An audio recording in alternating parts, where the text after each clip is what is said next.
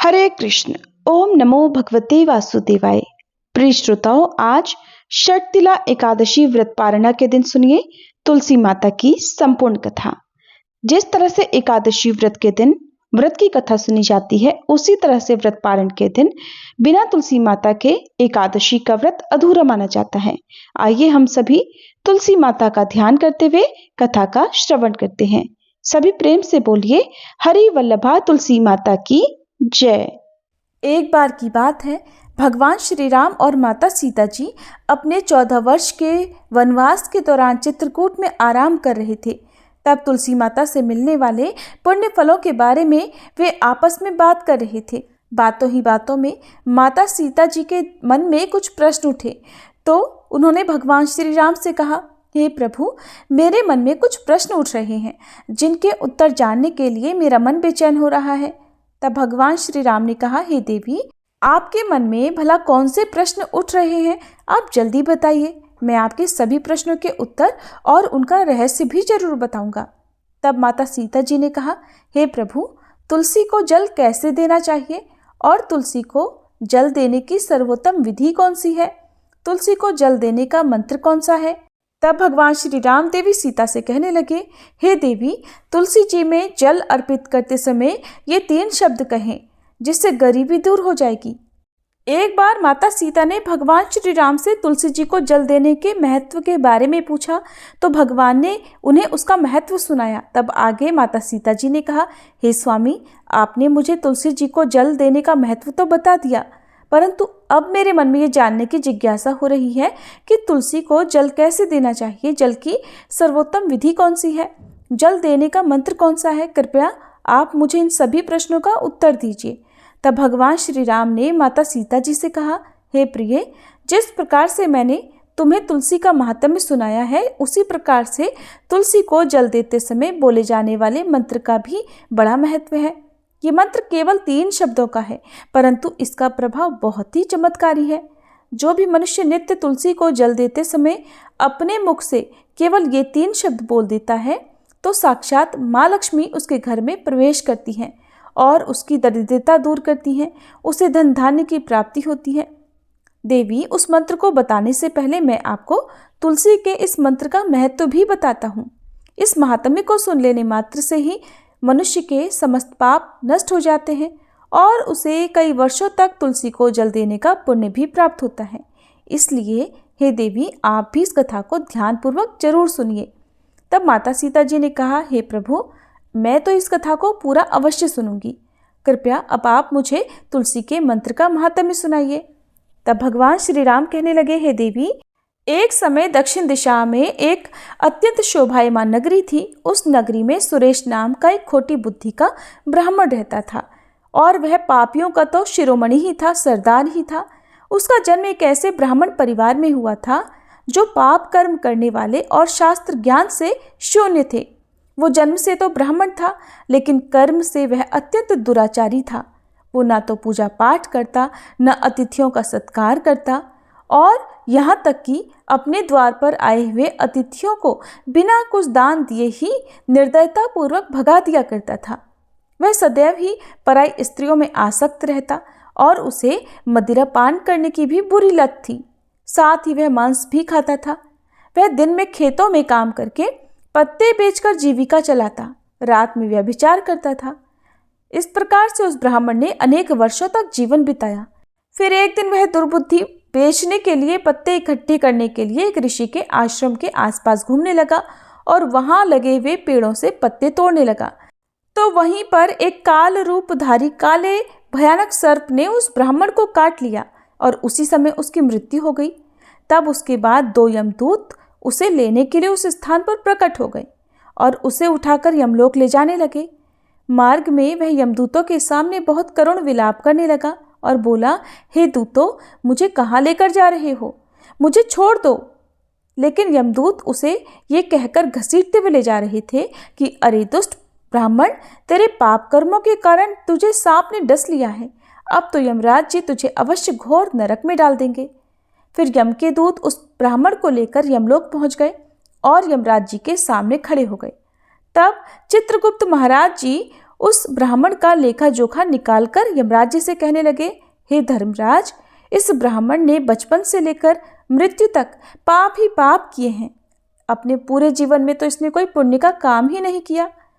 तब धर्मराज जी अपने दूतों से कहते हैं, हे दूतों, इस घोर पाप करने वाले ब्राह्मण को उठाकर ले जाओ और इसे नरक में डाल दो।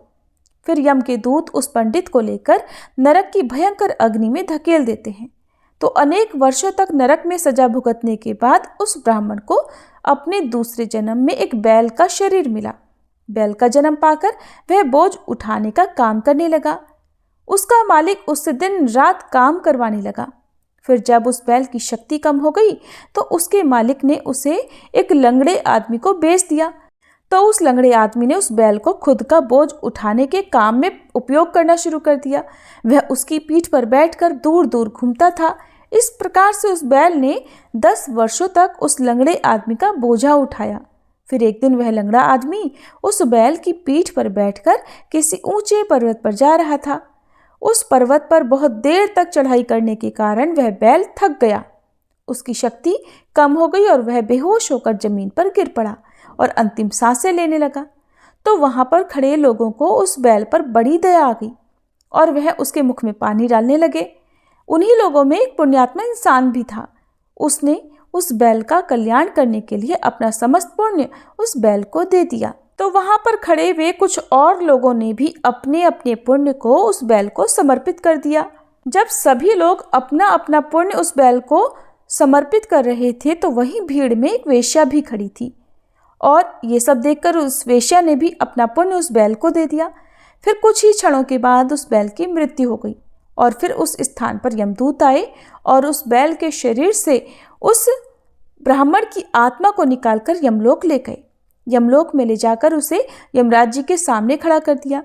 फिर चित्रगुप्त महाराज जी ने उसका लेखा जोखा देखा तो आश्चर्य में पड़ गए, क्योंकि वेश्या के द्वारा दिया गया पुण्य सबसे अधिक बड़ा था और उस पुण्य के प्रभाव से उस ब्राह्मण के सभी जन्मों के पाप नष्ट हो गए थे। फिर यमराज जी ने उस ब्राह्मण के सारे पाप क्षमा कर दिए और कहने लगे, हे ब्राह्मण, उस वेश्या ने तुझे अपना पुण्य देकर तुझ पर बड़ा उपकार किया है। केवल उसी के पुण्य के कारण तुम्हारे सब जन्मों के पाप नष्ट हो गए हैं। और फिर यमराज जी ने उसे एक बार फिर से मनुष्य योनि में जन्म प्रदान किया। इस बार उसे पृथ्वी पर एक उत्तम पंडित कुल में जन्म मिला। उस महापुण्य के प्रभाव से उसे इस नए जन्म में पूर्व जन्म की सारी बातें याद आने लगी। तो वह ब्राह्मण खड़ा हो गया और उसे याद आया कि पिछले जन्म में जब वह बैल था तो एक वेश्या ने मुझे अपने पुण्य दे दिए थे और उसके मन में उस वेश्या के बारे में जानने की इच्छा हो गई और उस महापुण्य के बारे में जानने के लिए वह उस वेश्या का पता लगाने के लिए ढूंढता हुआ उसके नगर में चला गया। तो वह वेश्या अब तक बूढ़ी हो गई थी। फिर जब उसे ढूंढने पर वह वेश्या मिल गई तो वह उसके सामने जाकर उसे बार बार प्रणाम करने लगा और उसका धन्यवाद करने लगा।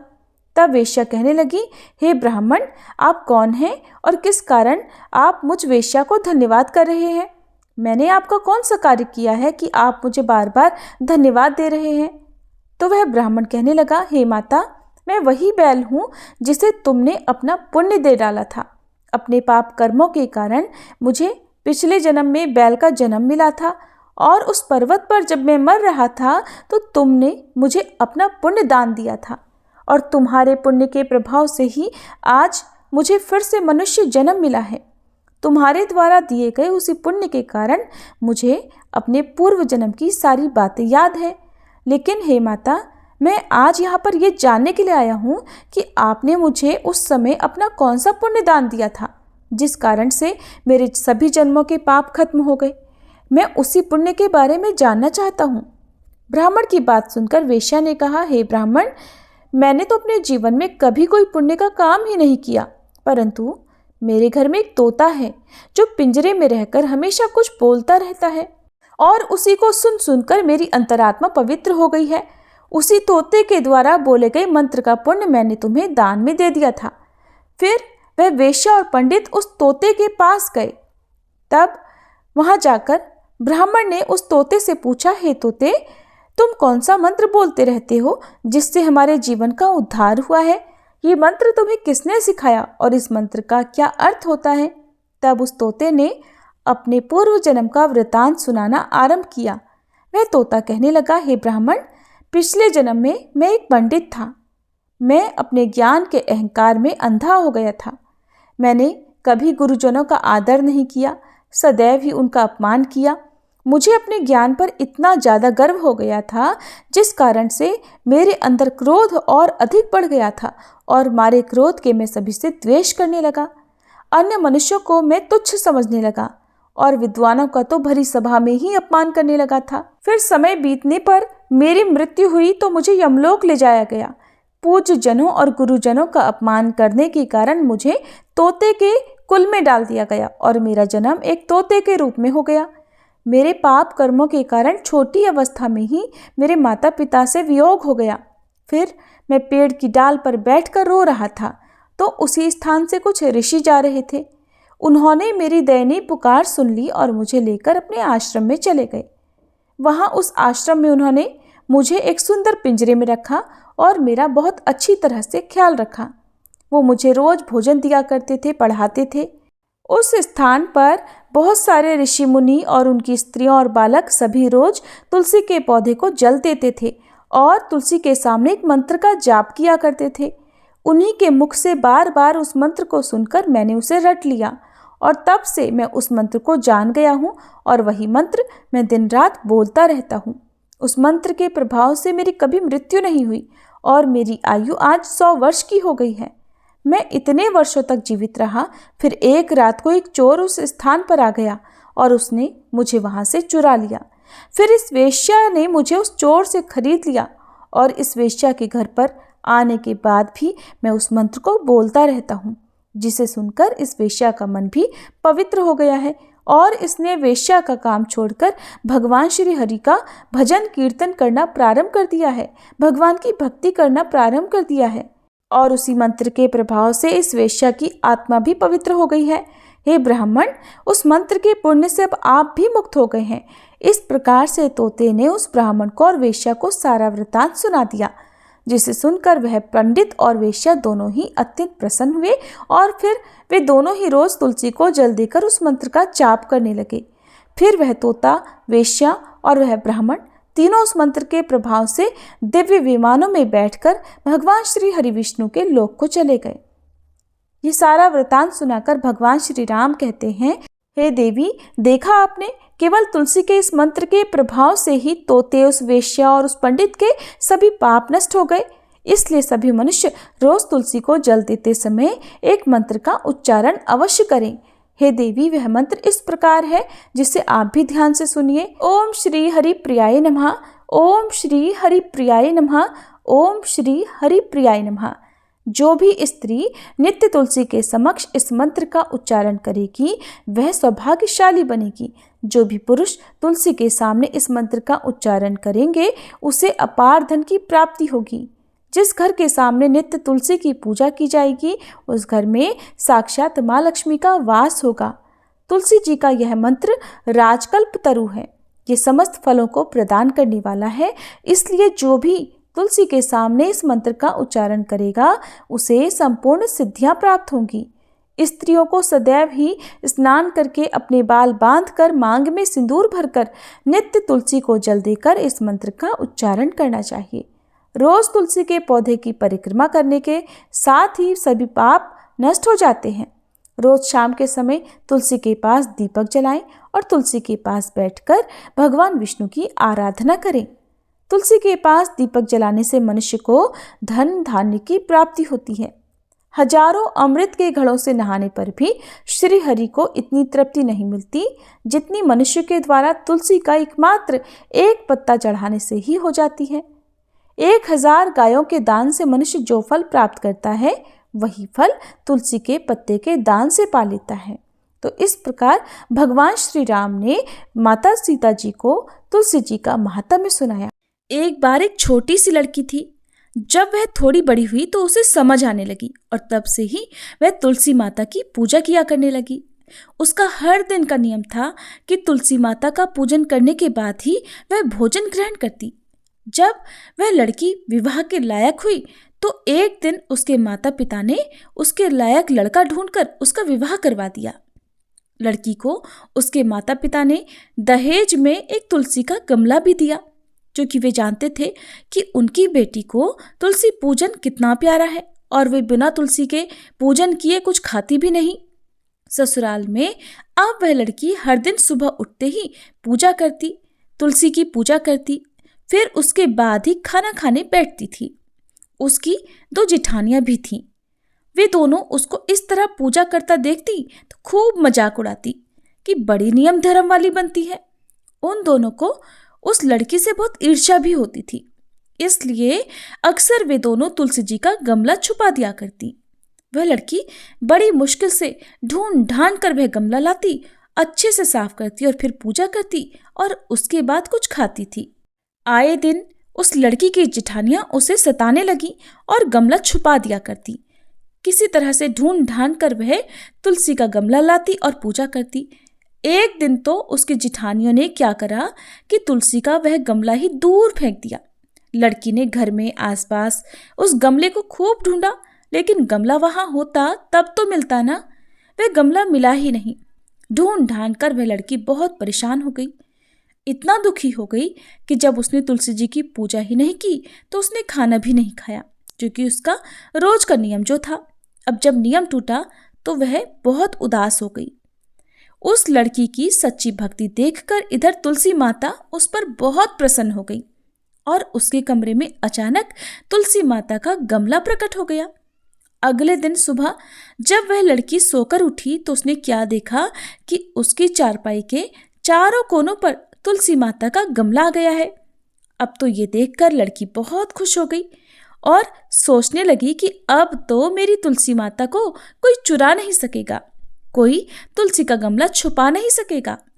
पूजा करने के लिए भी मुझे अब कहीं और नहीं जाना पड़ेगा।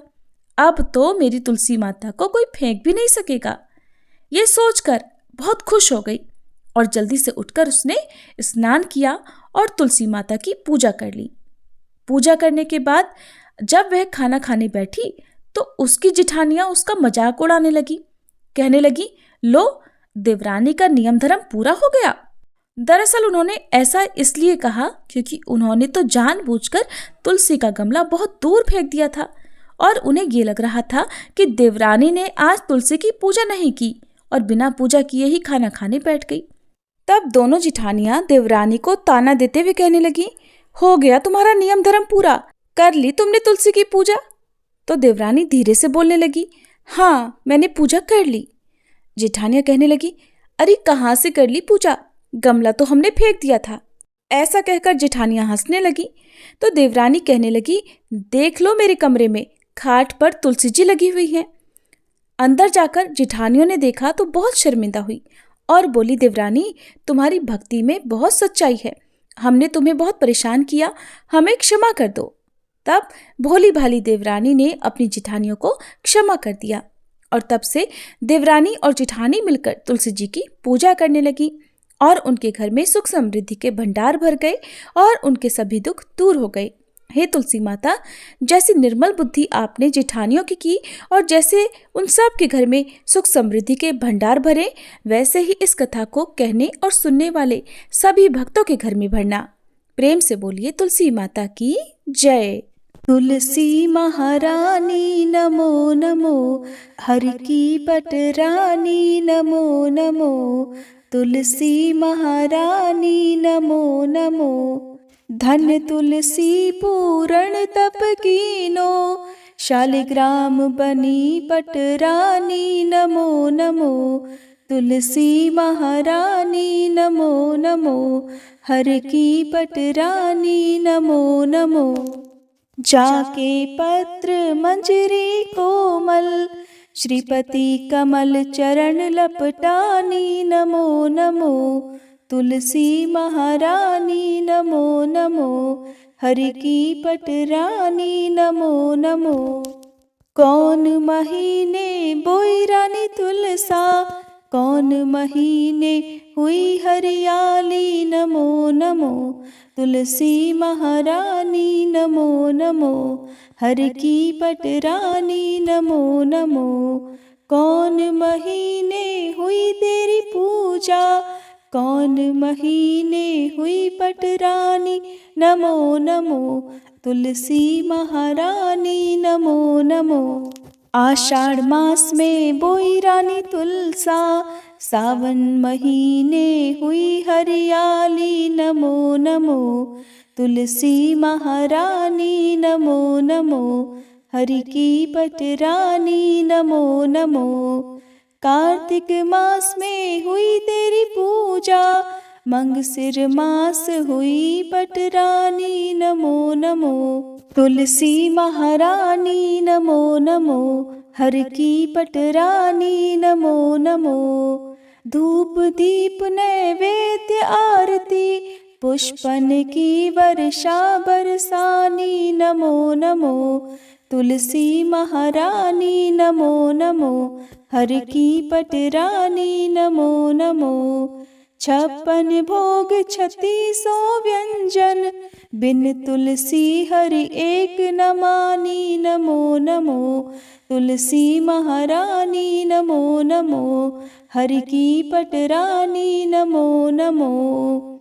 जो तुलसी को सवेरे गाए, श्री कृष्ण के दर्शन पाए, नमो नमो तुलसी महारानी नमो नमो। हर की पटरानी नमो नमो। जो तुलसी को दोपहर गाए, खीर खांड का भोग लगाए, नमो नमो तुलसी महारानी नमो नमो। हर की पटरानी नमो नमो। जो तुलसी को सांझ को गाए, श्री कृष्ण की आरती उतारे, नमो नमो तुलसी महारानी नमो नमो। हर की पटरानी नमो नमो। जो तुलसी को रात को गाए, श्री कृष्ण के चरण दबाए, नमो नमो तुलसी महारानी नमो नमो। हर की पटरानी नमो नमो। सब सखी मैया तेरो यश गावे, भक्ति दान दी जय महारानी, नमो नमो तुलसी महारानी नमो नमो। हर की पटरानी नमो नमो। तुलसी महारानी नमो नमो। हर की पटरानी नमो नमो।